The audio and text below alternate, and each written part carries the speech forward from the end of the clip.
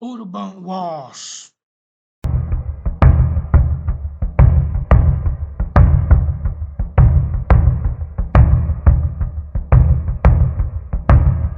For nearly a century, a nation existed that European colonizers tried desperately to erase from history. A kingdom of fugitive slaves, indigenous warriors, and free men and women. At its peak, over 11,000 people called it home. It had its own government, its own army, its own economy, and the Portuguese Empire could not accept its existence. This is the story of Palmares. Between 1501 and 1888, Portugal brought approximately 5 million enslaved Africans across the Atlantic to Brazil, more than any other colony in the Americas. They worked the sugar mills, died by the thousands, and dreamed of freedom. Some of them ran, and those who ran headed for the mountains. Around 1605, approximately 40 enslaved Central Africans fled the sugar plantations of Pernambuco. They traveled inland, climbing into the heavily forested hills that would become their sanctuary. The Portuguese called this place Palmares, land of the palm trees. The escaped slaves called it home. The Serra da Barriga was strategically chosen, circumscribed by rivers,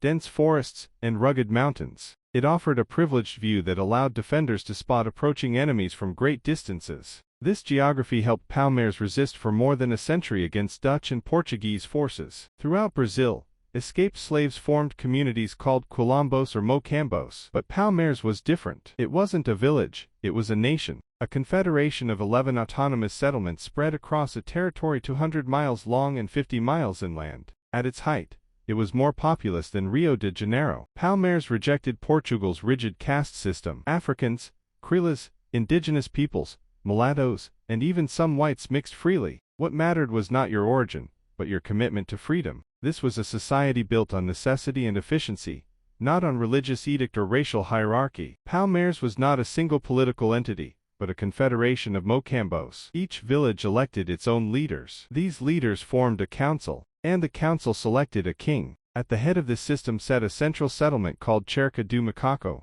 a fortified capital with approximately 1,500 structures. The economic foundation of Palmares was collective and sustainable. They practiced subsistence agriculture, guava, corn, beans, fruits. They fished the rivers, hunted the forests, and developed crafts, pottery, weaving, blacksmithing. They also traded with neighboring communities, exchanging goods for gunpowder and weapons. To sustain their population and acquire skilled labor, Palmarians raided coastal plantations and sugar mills. They sought not only recruits but also blacksmiths, carpenters, and other craftsmen who could contribute to the kingdom's self-sufficiency. Those who came voluntarily were free. Those captured were initially enslaved within the Quilombo, until they brought another captive to earn their freedom. Women in Palmares held power uncommon in the colonial world. Dandara, Zumbi's wife, was a captain of a band of warrior women. Some sources suggest that women in Palmares were socially, economically, and militarily empowered, and that marriage and sexuality were governed by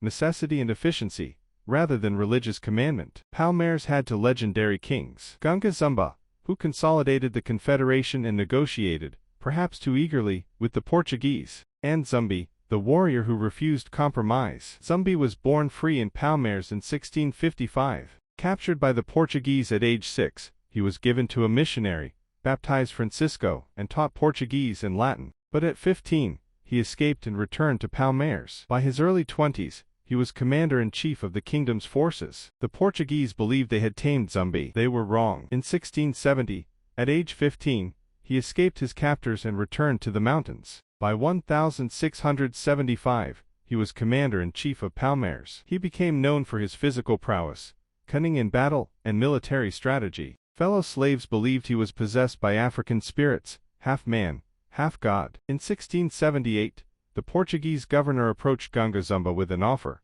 freedom for all Palmarians if they would submit to Portuguese authority. Gunga Zumba favored the deal. Zumbi did not. He refused to accept freedom for Palmares while other Africans remained enslaved. The conflict came to a head. In 1678, Zumbi killed his uncle Gunga Zumba. He became king, and the war against Portugal escalated. The architecture of Palmares was designed for war. The central settlement was surrounded by wooden palisades in 2 or 3 lines, some sections featuring stone walls. They dug trenches filled with sharpened stakes, concealed with branches and leaves. Watchtowers provided elevated firing positions. The outer terrain was filled with caltrops and hidden pits. One Portuguese account declared it absolutely impossible for anyone to advance. Palmarians fought with traditional African weapons, spears, bows, arrows, axes. They practiced capoeira, the unarmed fighting art developed by enslaved Africans to resist their captors. Many also brought firearms with them when they escaped, muskets, crossbows, swords. And through trade, they acquired gunpowder and additional weapons, paying with gold and silver taken during raids. Perhaps their greatest weapon was information. The Palmarians maintained an elaborate intelligence network that extended from the forest to the coastal cities. They received early warning of approaching expeditions, allowing them to evacuate women and children before battles. Often, Portuguese forces found the villages abandoned, burned by the defenders to deny supplies to the enemy. In 1671, the governor of Pernambuco wrote directly to the King of Portugal. His message was urgent. The Quilombos were not merely a nuisance. They were an existential threat to the slave economy. The example of free Africans was dangerously contagious. He compared the threat of Palmares to the Dutch invasion, the greatest calamity Portugal had suffered in Brazil. Between 1680 and 1686, the Portuguese mounted 6 formal military expeditions against Palmares. Each failed. The cost to the royal treasury was significant. Experienced European soldiers found themselves lost in unfamiliar terrain, ambushed by an enemy who knew every trail, every hiding place, every trick. Palmares seemed invincible. Desperate, the Portuguese turned to a man they normally shunned. Domingos Jorge Velho was a bandeirante, a backwoodsman from São Paulo, experienced in fighting indigenous peoples and navigating the Sertão. He was not European nobility. He was a mercenary, but he was promised land and titles in exchange for destroying Palmares. Jorge Velho assembled a formidable force. His army was composed primarily of indigenous fighters, Mamelucos, and free blacks, many of whom had experience in African warfare. He demanded cannons, the most lethal weapons of the era, to breach Palmares' wooden fortifications. The colonial government, despite its distrust of this rough mercenary, provided the resources. In 1693, Jorge Velho's army arrived at Palmares. The siege of Cerca do Macaco lasted 42 days. The Palmarians fought desperately. They used fire, arrows, swords, and traps. They repelled the first assaults, but cannons proved decisive. The wooden palisades,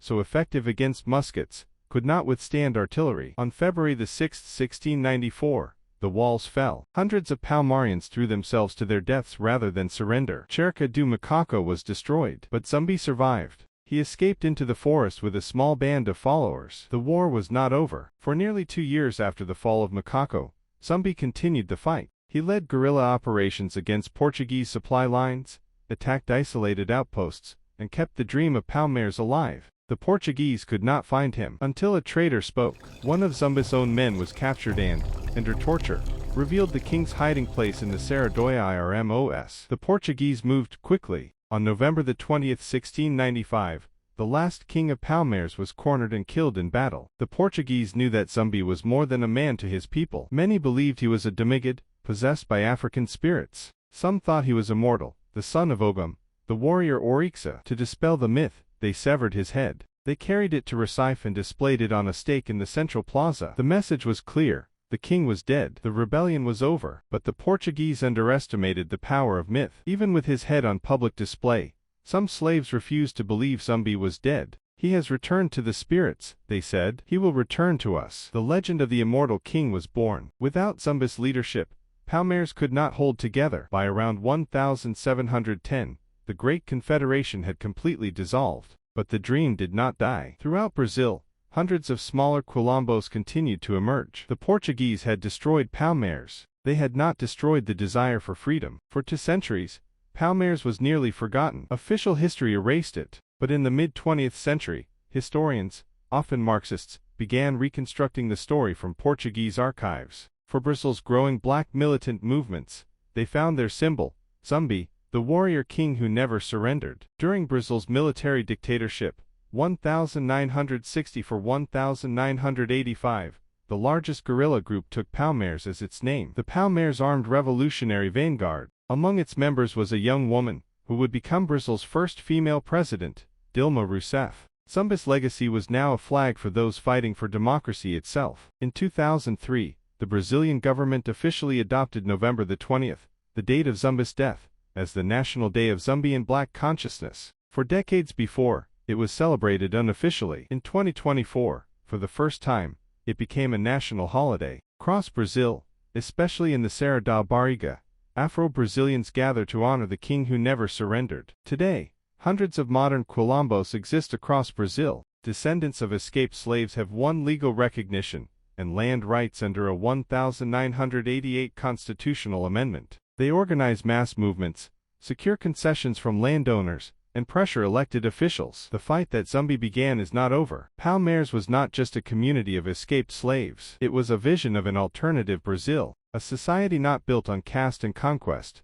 but on cooperation and freedom. The Portuguese destroyed its fortresses. They displayed Zumbi's head in the public square, but they could not destroy the idea. Today, Zumbi is revered as a national hero. The Quilombo movement is stronger than ever, and every November the 20th, Brazil remembers, freedom is not given, it is fought for by warriors like Zumbi. For 8,000 days, Palmares stood. For centuries after, its spirit endured, and that is the true legacy of the lost nation in the mountains.